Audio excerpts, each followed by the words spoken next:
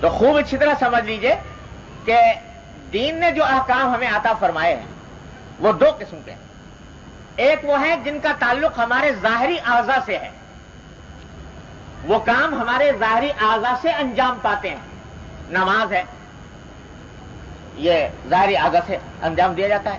روزہ ہے، زکوٰۃ ہے، حج ہے، یہ اعمال ہیں جو ظاہری اعضاء سے تعلق رکھتے ہیں. اور کچھ ایسے اعمال کا حکم دیا جن کا تعلق ظاہری اعضاء سے نہیں بلکہ دل کو درست کرنے سے ہے. وہ کہلاتے ہیں اعمال باطنہ، اور انہی کو اخلاق بھی کہتے ہیں. وہ بھی اسی طرح فرض ہے جیسے نماز فرض ہے، روزہ فرض ہے، زکوٰۃ اور حج فرض ہے، وہ بھی اسی طرح فرض ہے. وہ کیا ہے؟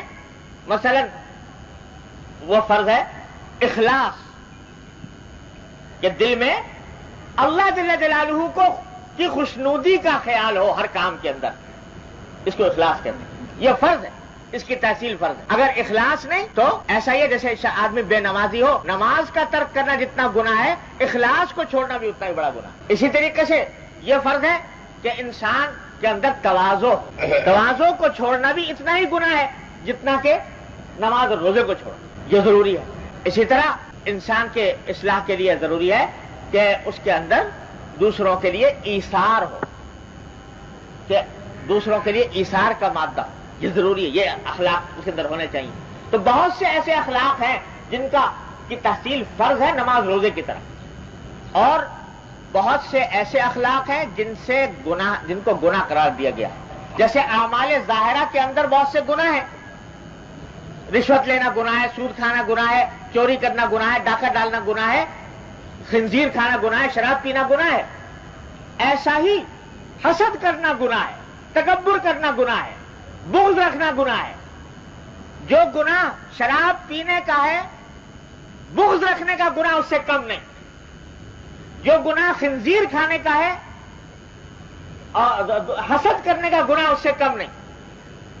بلکہ اعمال باطنہ کی جو اخلاق کی اہمیت اس لحاظ سے بڑھ جاتی ہے کہ یہ اخلاق در حقیقت اعمال ظاہرہ کی بنیاد ہوتے ہیں. اخلاق اگر خراب ہے تو اعمال ظاہرہ بھی خراب ہو جاتے ہیں.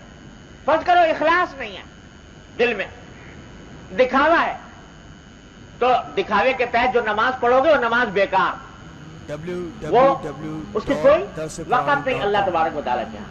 حدیث میں نبی کریم صلی اللہ علیہ وسلم نے فرمایا من صلی یرائی فقد اشرک باللہ، جو شخص نماز پڑھے دکھاوے کے لیے تو وہ ایسا جیسے اس نے اللہ کے ساتھ شریک ٹھہرایا. بتائیے، اللہ کے ساتھ شریک ٹھہرایا. کیوں؟ اس لیے کہ نماز تو پڑھنی تھی اللہ کے لیے، وہ اللہ کے بجائے کسی مخلوق کو دکھانے کے لیے پڑھ رہا ہے، اس کو خوش کرنے کے لیے پڑھ رہا ہے. تو یہ ریا ہے اور یہ شرک کے قریب ہے. شرک خفی کا ہے کہتے ہیں صوفیاء کرام ریا. تو اب اگر اخلاص دل میں نہیں، اخلاق کی یہ درستی نہیں ہوئی کہ اخلاص پیدا نہیں ہوا، تو اعمال ظاہرہ بھی بیکار ہو گئے، اس کی بھی کوئی وقت نہ رہی.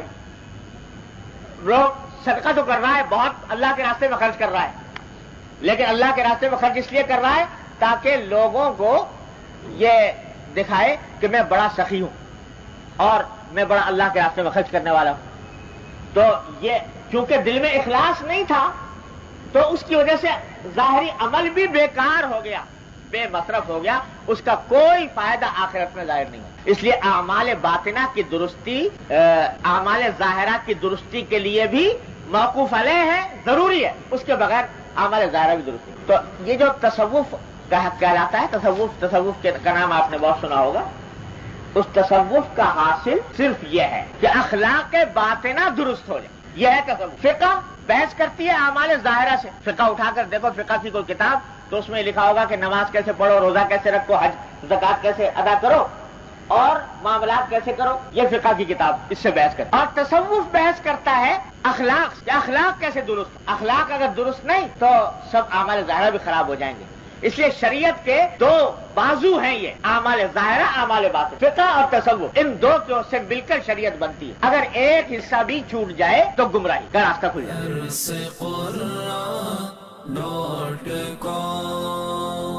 www.darsequran.com